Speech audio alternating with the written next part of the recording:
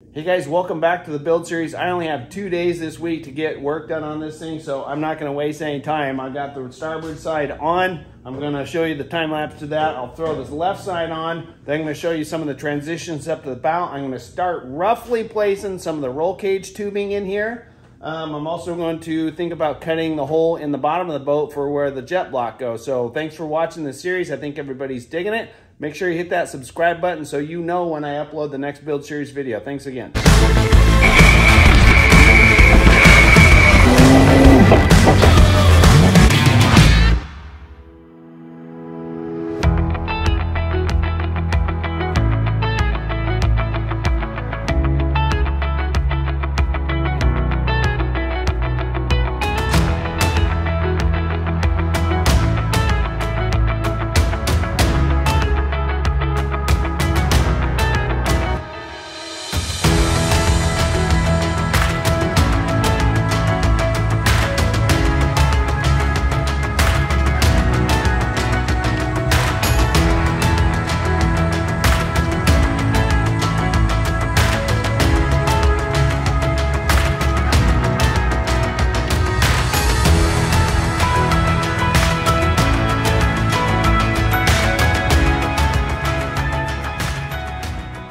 All right, so about, I don't know, 6 or 7 years ago, I built a boat that kind of blew people's minds. It was completely not the normal shaped or size sprint boat. It was extremely small. I built it as small as the rules would allow. And I did some things that were different too, that people kind of thought I was crazy when I did it, but in my mind, it made sense. And I'll show you what I'm talking about. And that is the fact that my sides do not come all the way out to the edge of the chine. I have my reasons for that, and I'm not going to disclose that. It's not a big deal because there's no boat manufacturers that are following my lead, but this back here might show you a little bit more idea of what I'm talking about. I don't want to take this, we can take this clamp off and show you exactly what I'm talking about. So most every boat, the side is all the way out here to an edge-to-edge weld, and that is the side. Mine are different. Mine are right at the top of the reverse chine. And that's the way I've built all of my race boats since the 208, the one that Cletus drove. So that was a great boat, but there were some things about it that I wanted to change, and this is one of them. So one of the things that, and this is a pretty good look at it too, of how the side is in here. I'm not going to discuss why I do it that way. I'll let you figure that out. But what it does do is it creates I have a couple options here, and this is something I just did on the 146 on how I tie this bow section into this thing. I have gone all the way from here out to the edge, like so. Actually, I have not done that. I've gone to there and just kind of continued this same line up along the chine and had the entire forward chine extension exposed like it is. And so the side would continue all the way right up here and just kind of turn that like essentially into the bow. That was too cramped. It was too tight inside of the boat. So I did not like that. And the 146, I changed it. I still wanted a really small boat, but I wanted it to feel bigger. And so that's what I've been working on, cutting out. I'll spin around and show you. Essentially, here is my transition piece. And it's pretty simple. It goes in here like so. It's going to go right out to the edge. And it's going to get welded to the rear side. And then you can see that from here on up, it's going to look more like a normal boat where it's from the bow section forward, it's going to go edge to edge right down to the edge of that. Then it's going to be an upper edge and then the bow top on there. So that is my transition piece. It worked awesome in the 146. I'm changing it just a little bit from that boat to this boat in the fact that I'm going to keep this entire chine full length on this boat. I did not do that on the 146, and we had to put the spray rails on there because the chine really captures the spray, especially in a hard turn. That spray is coming all the way up at the bow of this thing, at the tip of the bow. So I'm going to opt to keep the chine full length on this boat and just run the side all the way up that. So I'm going to get these little transition pieces in, And then from that point, then I can start forming the bow.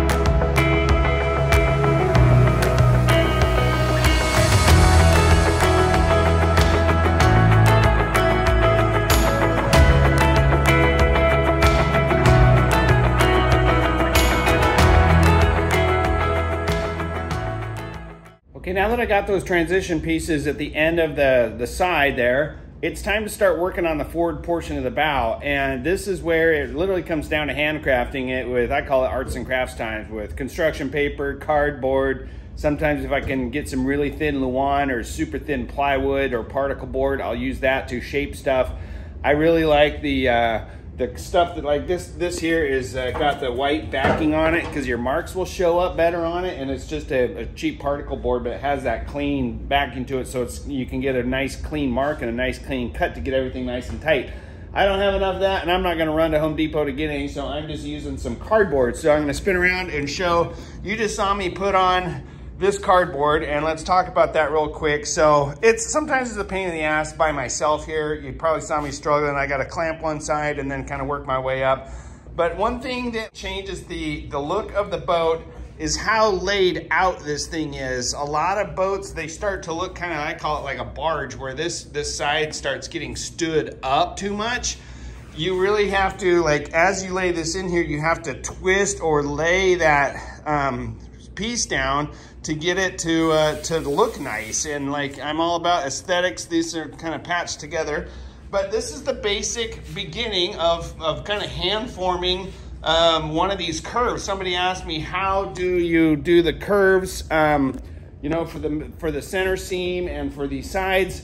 Those are complex curves. There's no, I don't have a geometric equation for any of those. I don't have a CAD file. I do this by hand. And they are, I've got old templates from some of my old boats, and this is the process right here of how you get those curves and how you get them to fit right. So this is the process right here. I'm going to go ahead, I feel like I got a nice seam along the bottom anyway, so got it taped in here. I'm gonna take that off and transfer that over to a piece of aluminum and just cut out that bottom edge of it. I'm gonna leave the top tall, and I will explain to that once I get that kind of shaped, and just a couple tack welds holding in there because it's gonna come back off as I keep forming it.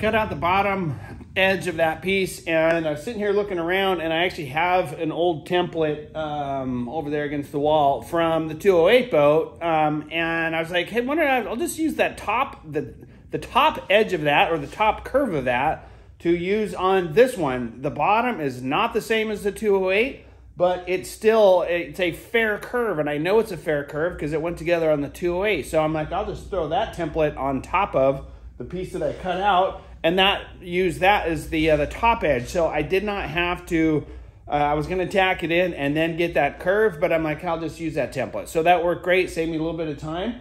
So now I've got that whole bottom thing cut out, at least the bottom side of that, tacked it in, and you saw that process. So again, the welder works better when your gas is on. I don't know how many times I've done that. Anyway, so you'll probably see that in the time lapse. Got that tacked on, and then I started working on the upper part, and that was a little bit of a pain. I actually did run and get some more, I don't even know what this stuff is. I guess it's just a particle board, but like 1/8 inch, 1/4 inch, something like that. And I threw that big floppy piece on there just late because I had this aluminum part tacked on there. You can see the attack marks. I had it tacked on there, so that's nice and strong. And then I just laid that big floppy part, or cardboard, or whatever you want to lay on there, laid it down there, taped, clamped it in there, crawled in the boat, and then, excuse me, marked the inside edge of that, and was able to cut out the upper portion of that as well. Dying over here. Too much sawdust in this little garage. That is another thing. Man, this shop, this is getting really tight in here. When I've got a cutting table set up in here, it's a pain in the ass. So as soon as I get these last pieces cut out, this is going back outside. It's cold and rainy here. So that's why I had to move everything in this tiny little shop. But anyway, so here's my one fear is that I wasn't going to have enough material to do all this, and it looks like lining these things out. This is the bottom, this is the upper, and I'm pretty sure I'm going to have enough to get all those done. So I'm going to switch back to cutting. I'm going to get all those cut out of that sheet and get all this crap back out of the garage, and might get to tacking those on, and man, the boat will totally transform once those are on. Nothing like putting the bonnet or the hood on, but anyway, making some good progress, and I still got to clean those parts up with the sander and the Scotch-Brite pad before I put those on, so I may or may not get those tacked on, but I'm going to at least get them all cut out. Here we go.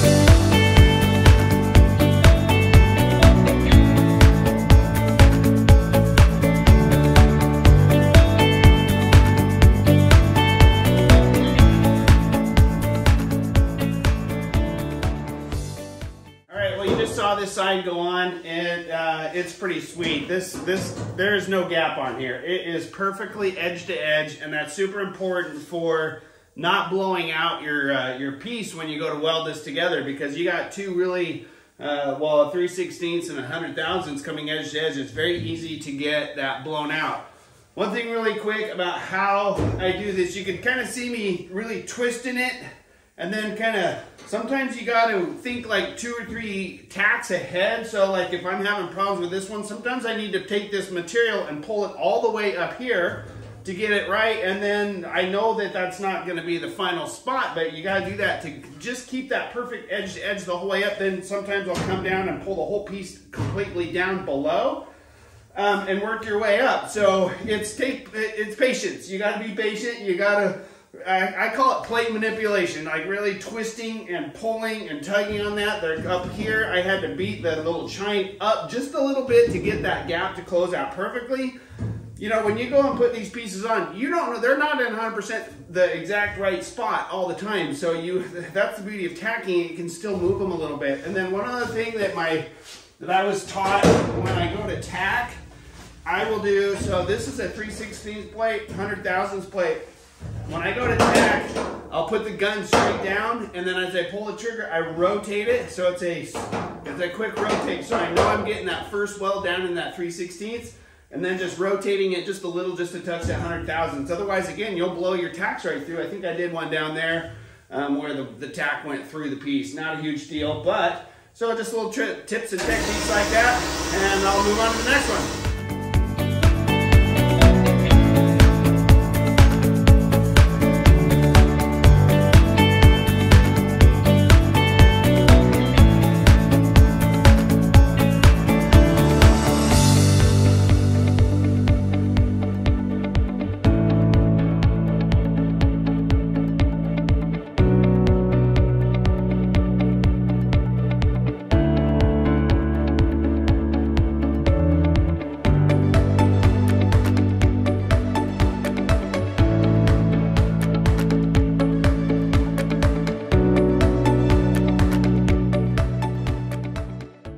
right, so you just watched me put the lower side and the upper side and the bow section together. And when I was forming those pieces, I was just kind of going off of eyeball and some old shapes. So you're not really going to know what it's going to look like until you get it on the boat. So when I was putting on those uppers, I could tell that I didn't have the shape or the curve right. So I am in the process trying, I don't know if I'm dark or not, but trying to fix it right now. So here's what I've got going. I got a kind of a hodgepodge little laser level, turned out all the lights in the garage, and I shot a beam over onto this side. And you can see that there's quite a bit of meat there that if you can see the laser line, and I just taped it out. So I wanted it to come straight to there, and then obviously to the trailing edge. And there's nothing wrong with the curve. I just don't like the look of it. I wanted to look sleeker and kind of sloping down to the bow is kind of my trademark shape, if you will, or at least flat, so it's not going to be so you're not going to have a hump in the bow. But so I'm going to take that off. The issue with that is then, how do I match that on the other side? I already got it tacked in here, right? So how do I match that to the other side? Well, that's going to be a little bit tricky. I'm going to do my best to get a nice, clean cut. And then I'll just take the scrap and kind of transfer it over to that side and make a mark over there. Depending on, I could always cut the tacks off of that side and move it over here and line it out. I might just do that. Honestly, it doesn't hurt anything to cut tacks off like that. I'll decide. I'll figure it out, but I'm going to cut this off. Should look a lot better. Like I said, I'm all about the aesthetic, and I think you can probably see that that's just a little too meaty, too big of a hump there, and I think it'll look a lot better when I trim that down.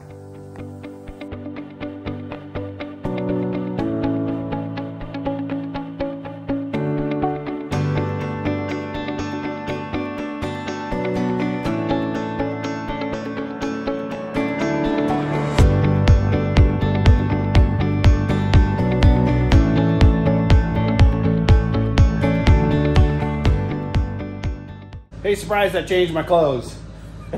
I shot my very last little closing thing, and then I went in to jump in the shower. I got to get to work, and I looked in the mirror, and my face was completely covered black with dust. So I came out to reshoot, and I got to get a part out here anyway. Anyway, this is how it turned out. I'm pretty stoked with it. It just looks leaner. It's a lot lower profile. It's a lot cooler looking line, and I really like it. So this is honestly one of the parts that I really like about hand forming these boats, is it's an art. It's not just a computer program. It's not a CAD file. I got to look at that, use my eyeball to see what looks good and what doesn't. Use your skills or whatever it needs to do to close up those gaps and accept zero. And that's not easy to do hand forming stuff compared to a CAD file. A lot of times if you do a CAD, they just keep kind of re-improving the profile until it gets better and better and better. So this is the old-fashioned way. I'm not saying it's better, it's just fun. I enjoy it. So anyway, I'm going to sign out. Thanks for watching. Hit that like button. Make sure you subscribe if you haven't already, because there's going to be a lot of these videos. There's going to be a long series of build videos, so make sure you follow along. Thanks for watching.